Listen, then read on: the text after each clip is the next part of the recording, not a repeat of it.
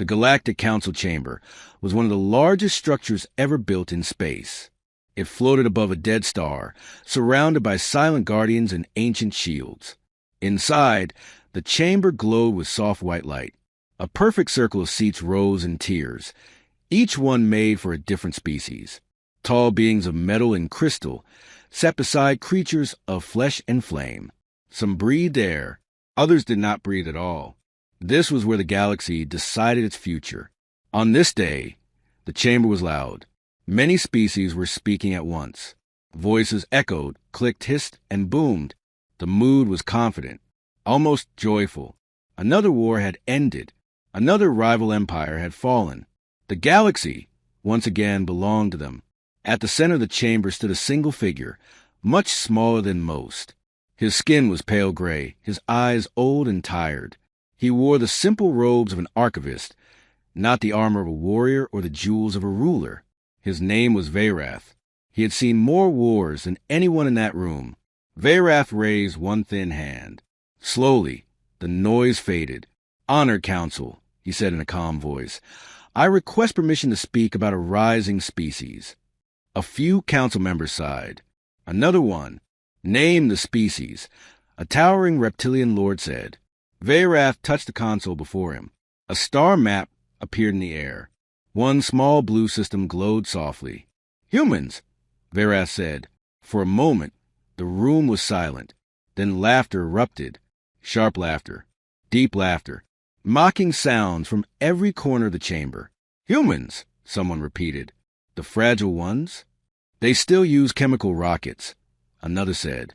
"They argue with each other more than they fight enemies." A third added. Veyrath waited. He had expected this. When the laughter finally faded, he spoke again. "Humans are young," he agreed. "Their ships are fewer. Their technology looks simple." Several council members nodded proudly. "But," Veyrath continued, "their ships are different." That word caused a few heads to turn. Different was not a word often used in the council. "How so?" asked the crystalline being, its voice calm but curious. Veyrath changed the display. Images of human ships appeared. They were not large, not beautiful, no glowing weapons or sharp designs. Plain, almost boring. "These ships," Veyrath said, "do not show their true strength on the surface." A metallic counselor leaned forward. "Every ship has weapons. Every ship can be destroyed." "Yes," Veyrath replied softly, "but human ships are built with one purpose." "And what purpose is that?" the reptilian lord asked, amused. Veyrath looked around the chamber. "To survive and then end the threat." More laughter followed. "Survive?" someone mocked. "They can barely defend their own system." Veyrath did not raise his voice. "Humans evolved on a world filled with danger," he said. "Storms, predators, disasters, even their own kind." The council listened, but without fear. They learned early that survival is not about power. Veyrath continued. "It is about endurance." One council member waved a hand. "You speak like a philosopher, not a strategist." Veyrath's eyes darkened. "I speak like a witness," he said. The chamber grew quieter. "I have studied thousands of species," he said. "Most build ships to win battles. Humans build ships to survive losing them." That caused real silence. Veyrath changed the display again. Internal schematics appeared. Dense power cores, layered systems, strange redundancies. "Human ships are not fast," he said. "They are not elegant, but they can take damage beyond reason. They adapt. They learn." A counselor scoffed. "All species adapt." "Yes," Veyrath said, "but humans adapt under fire." The council whispered among themselves. Still, there was no fear. "Are you suggesting we treat humans as a threat?" asked the crystalline being. Veyrath paused. "I am suggesting we do not provoke them," he said. "And if we do, we must be prepared for consequences." The reptilian lord leaned back in his seat. "Archivist," he said, "we rule half the galaxy. Humans control a few systems. Your warning is unnecessary." The council voted. The decision was clear. No action would be taken.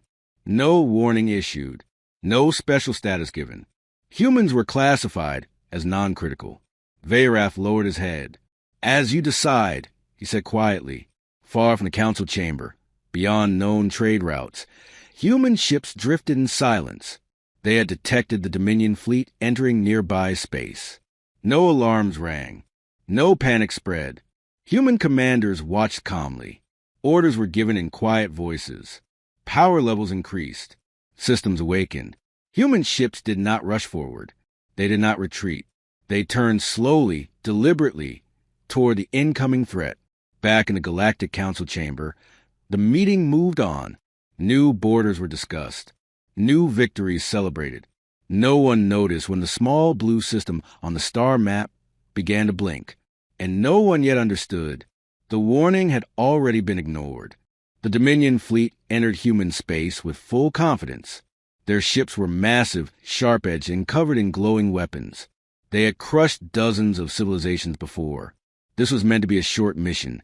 Show strength, take control, and move on.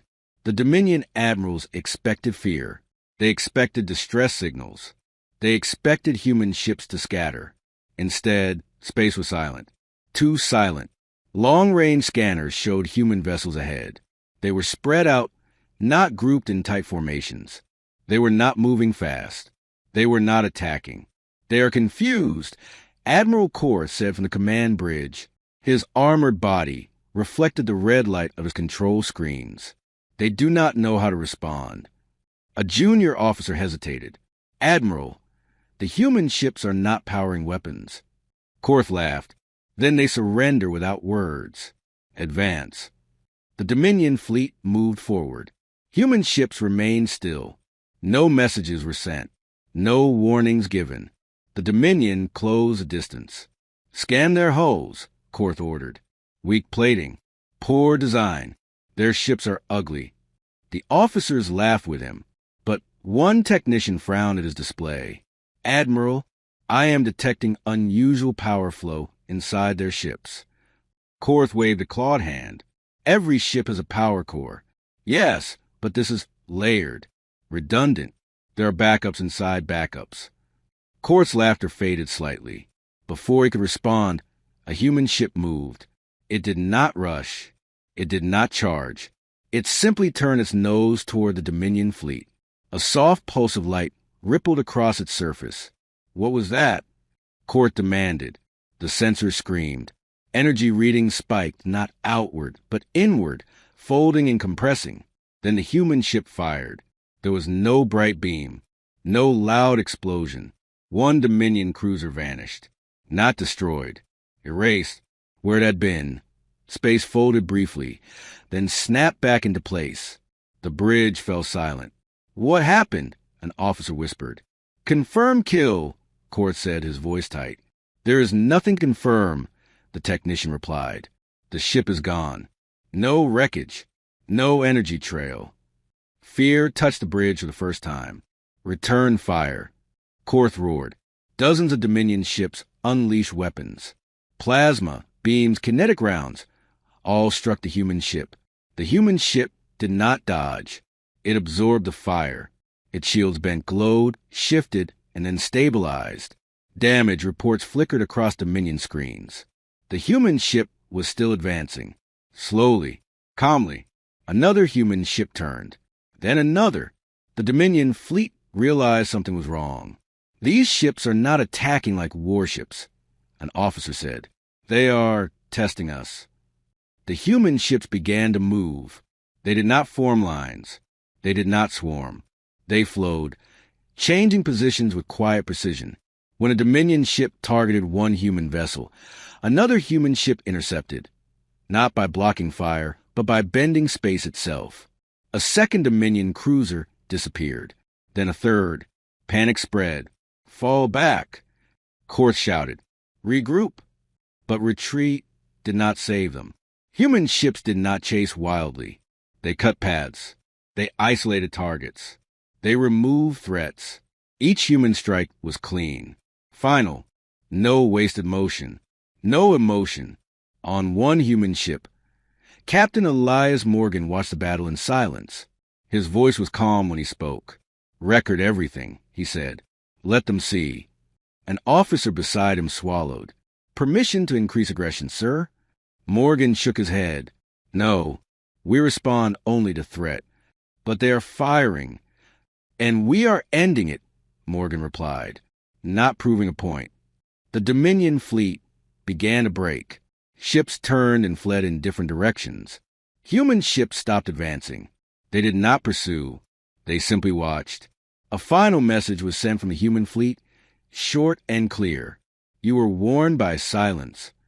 The surviving Dominion ships escaped into hyperspace, damaged and shaken. Back on the Galactic Council world, alarms rang through the chamber. An emergency session was called. Reports flooded in. Ships lost. Weapons failed. Entire cruisers erased. Council members argued, shouted, demanded answers. Impossible, the reptilian lord roared. Humans cannot do this. Archivist Verath stood quietly at the edge of the chamber. When finally allowed to speak, he said only one sentence. They did not attack the galaxy. The room fell silent. They defended themselves. Fear settled into the chamber like cold air.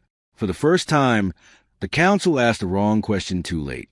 Not how strong are humans, but why did they wait so long to show it? The surviving Dominion ships did not stop running until they reached safe space. Their crews were shaken. Some were injured. Others stared silently at their screens, replaying the battle again and again, unable to understand what they had seen. Ships did not simply vanish. Weapons did not bend space. And enemies did not fight with such calm control. Emergency reports flooded Dominion Command. Admirals demanded answers. Scientists argued. Engineers blamed faulty sensors. But the data did not lie. Human ships had erased matter. Not burned it. Not shattered it. Removed it. Across the galaxy, the Galactic Council gathered again. This time, the chamber was quiet. No laughter. No pride. Fear sat in every seat. Archivist Verath stood before them once more. His posture was straight, his eyes steady. You asked for truth, he said. Now you are ready to hear it. A massive display filled the chamber. Human ship designs rotated slowly. Layer after layer appeared. Internal structures hidden beneath plain hulls. These ships are not built for battle, Verath said. They are built for survival under impossible conditions. A council member leaned forward. Explain. Human ships assume failure, Verath replied. Every system is designed to break and continue working anyway. The display changed. Power cores appeared. Not one, but many smaller cores linked together, feeding each other. If one core fails, another takes over, Verath said. If that fails, the ship rewrites its own pathways. Murmurs spread. A metallic counselor spoke. That is inefficient. Verath nodded. Yes, humans accept inefficiency in exchange for certainty. The display shifted again. Crew sections appeared, deep inside the ship wrapped in thick layers. Human crews are protected like precious cargo. Verath continued. The ship exists to keep them alive. Everything else is secondary. Another counselor whispered, they value their lives too much. Verath looked at them. They value survival. That is the difference. The display darkened, then lit again with weapon systems. These are not weapons of war, Verath said. They are tools of finality. He paused. Humans studied extinction closely. The chamber chilled. They nearly destroyed themselves long before they reached the stars, Verath said. They learned what total destruction looks like. Images appeared. Human history, wars, ruined cities, broken worlds. When humans built ships, they promised never to repeat that mistake. The reptilian lord growled. Then why do they erase ships from existence? Verath's voice was calm. Because they believe some threats must not be allowed to survive. Silence followed. Far away, aboard a human vessel drifting near the edge of contested space, Captain Morgan reviewed the battle logs. His crew moved quietly, focused. No celebrations, Morgan said. No pride. An officer asked, Sir, should we expect retaliation? Morgan considered the stars beyond the viewport. They will investigate. he said. They always do. What if they attack again? Morgan's voice remained steady. Then we will respond again. Elsewhere, alien scientists tore apart Dominion's sensor data. They simulated human weapons again and again. Each time, the result was the same. Human ships did not overwhelm defenses. They bypassed them. One analyst whispered, "These ships don't fight, they decide." On the Galactic Council, fear deepened. "How many ships do humans have?" someone asked. Veyrath answered carefully. "Enough." "That is not a number," the metallic counselor said. "It is the only one that matters," Veyrath replied. The council demanded contact. A message was sent to human space. It was not a threat. It was a question. Why? The human response arrived hours later. Short, simple. We were left alone. The council did not know how to reply. Veyrath spoke again. "Humans do not expand quickly," he said. "They observe. They learn. They prepare." "For what?" asked a council member softly.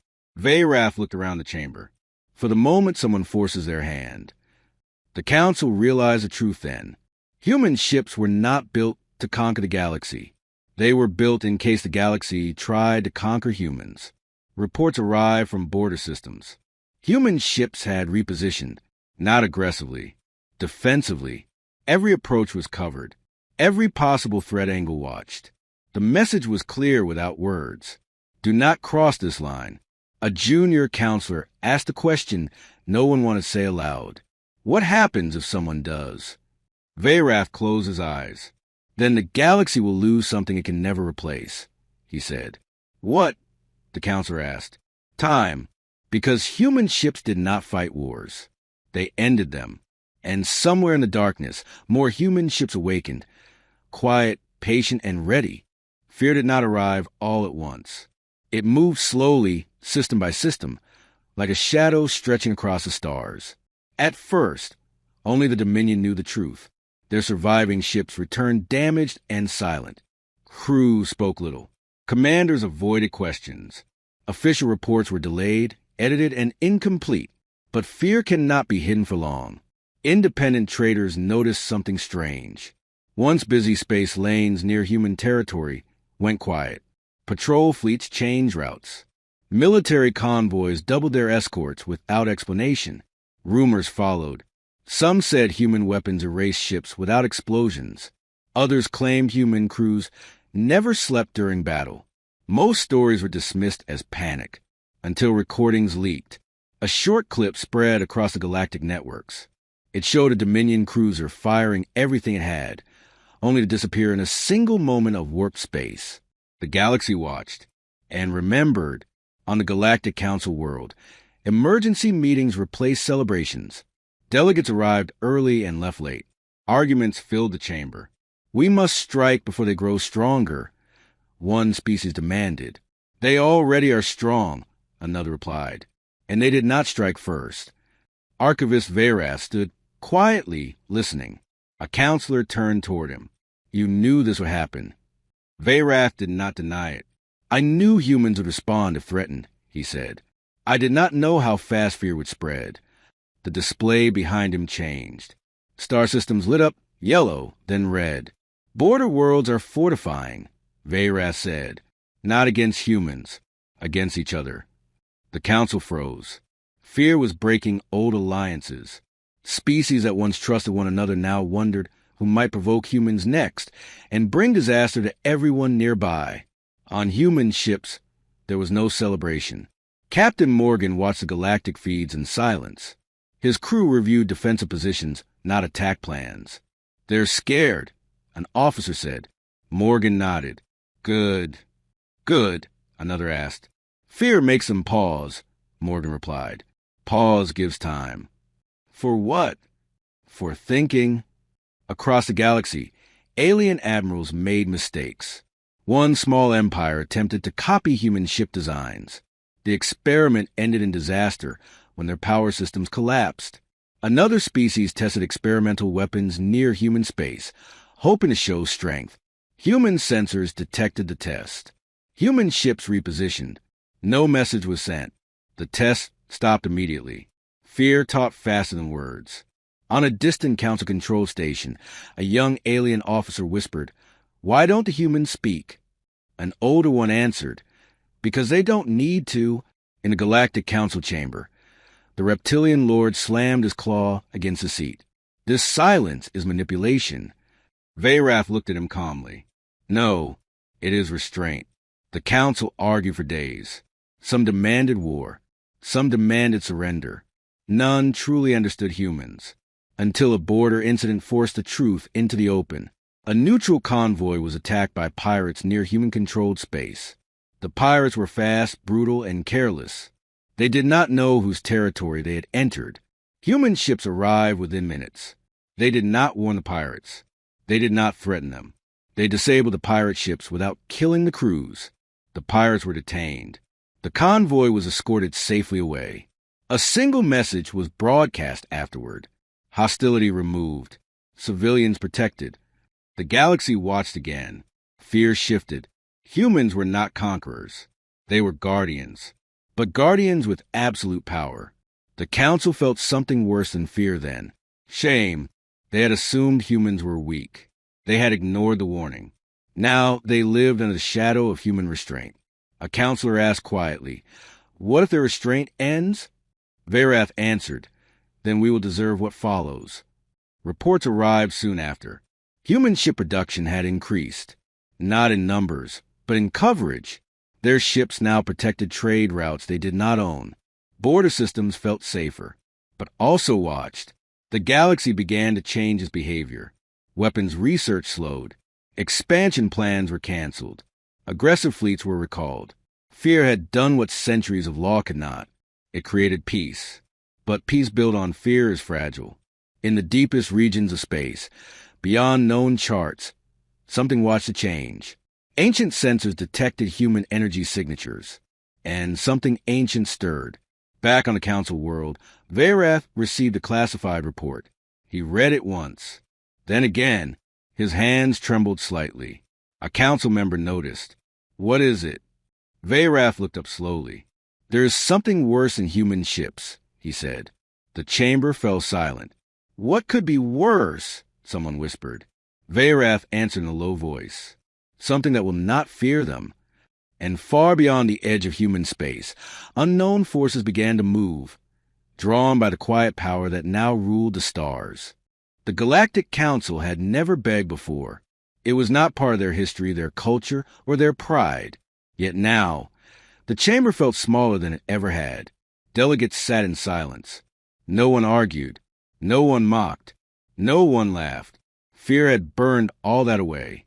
Archivist Veyrath stood at the center, holding a data slate with trembling hands. The report he had received was confirmed by 3 separate sources. Something ancient was moving. Something that did not care about borders, councils, or warnings. And it had noticed humanity. The reptilian lord finally spoke, his voice low and rough. "We must speak to the humans directly." No one disagreed. A diplomatic signal was prepared. It was not written like a command or demand. Every word was chosen carefully, respectfully, humbly. The message was sent. "We request dialogue." Hours passed. No reply. The council waited. Fear grew heavier with every moment of silence. Then a response arrived. "One ship will come." Relief spread through the chamber, but it was mixed with dread. A single human ship entered the council system 2 days later. It was small, plain, unarmed, according to scans. Yet the system's defense grid shut down automatically as it arrived. No command had been given. No override worked. The ship docked calmly. Inside the council chamber, a new seat appeared at the center. The human envoy entered alone. He was smaller than most beings in the room. No armor, no visible weapons. Just a dark uniform and calm eyes. He introduced himself simply. "My name is Elias Morgan." The chamber remained silent. The reptilian lord spoke carefully. "You were warned of our concerns." Morgan nodded. "We listened." Veyrath studied him closely. There was no fear in the human's posture. No pride either. Only control. "We come seeking peace." the crystalline counselor said. Morgan looked around the chamber slowly. You had peace, he replied. You chose to test it. The words were calm, but they struck hard. A counselor gathered courage. Your ships frighten the galaxy. Morgan did not deny it. They are not meant to frighten, he said. They are meant to prevent. Prevent what? Another asked. Morgan's eyes darkened slightly. Extinction. Veyrath stepped forward. You know about the ancient movement, he said. Morgan nodded again. We detected it long before you did. The council froze. You knew? The reptilian lord demanded. Yes, Morgan said. That is why our ships were waiting. A ripple of shock moved through the chamber. The council realized then that humanity had not only prepared for alien threats, but for something far worse. What is it? Someone whispered. Morgan paused. It is an intelligence that feeds on conflict, he said. It moves toward war, toward chaos. The chamber chilled. And it does not fear us, Morgan continued, but it watches us. Veyrath asked a question no one else could. Why didn't you warn us? Morgan met his gaze. We did, he said. You chose not to listen. Silence filled the chamber again. The council understood now. The warning about human ships had never been about power. It had been about responsibility. The reptilian lord lowered his head slightly. What do you want from us?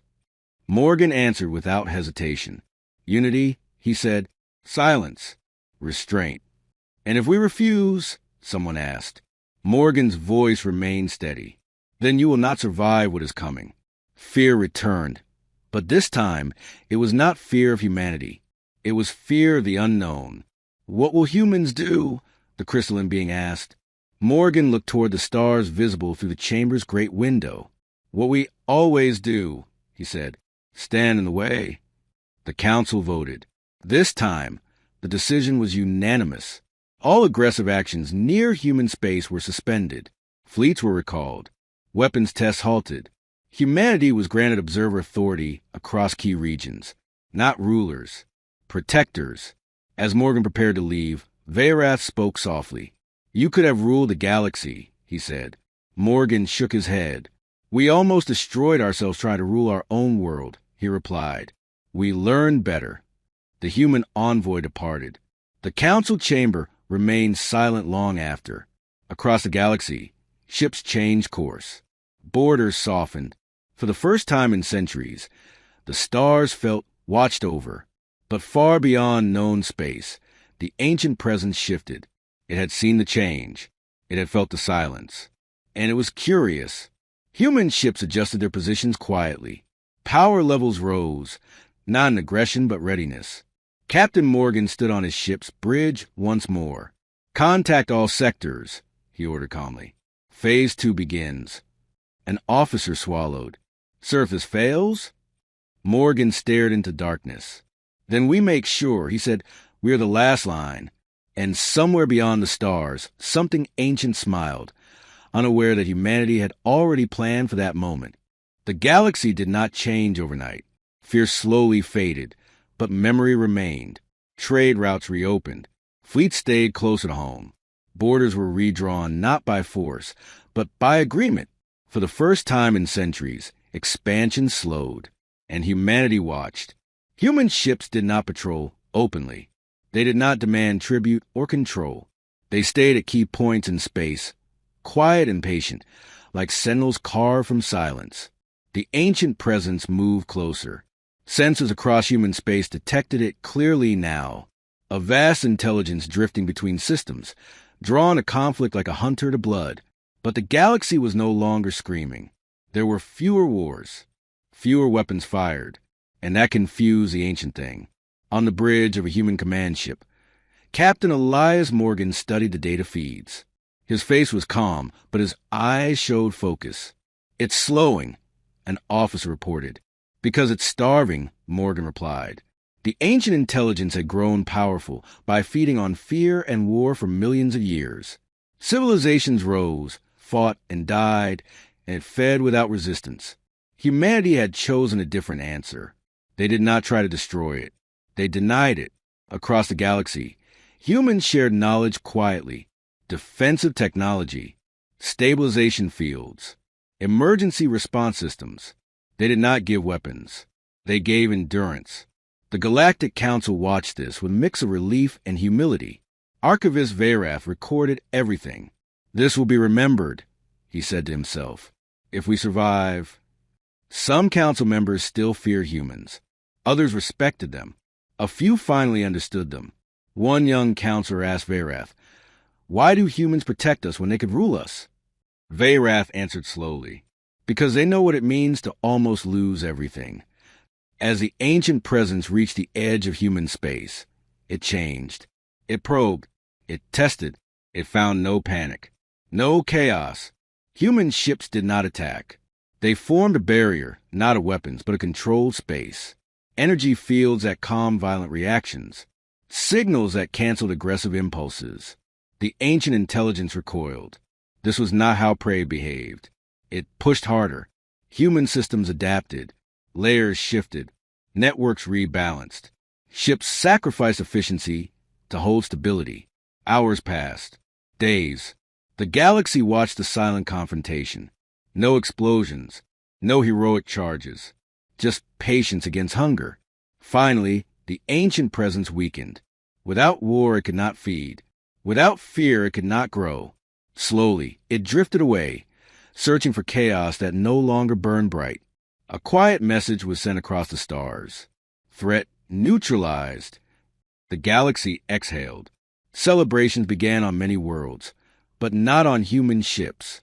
Captain Morgan stood quietly on the bridge. "Stand down, Phase 2, he ordered. "Maintain watch." An officer smiled slightly. "Sir, we did it." Morgan nodded. "We held the line." Years passed. The Galactic Council changed its laws. No species was allowed unchecked expansion. Conflict was resolved through pressure, not force. Humanity never joined the Council. They did not sit on thrones. They stayed in the dark between stars. Children across the galaxy learned new lessons in school. Not stories of conquest, but stories of restraint. They learned about a time when the galaxy laughed at a warning and paid for it. Archivist Veyrath grew old.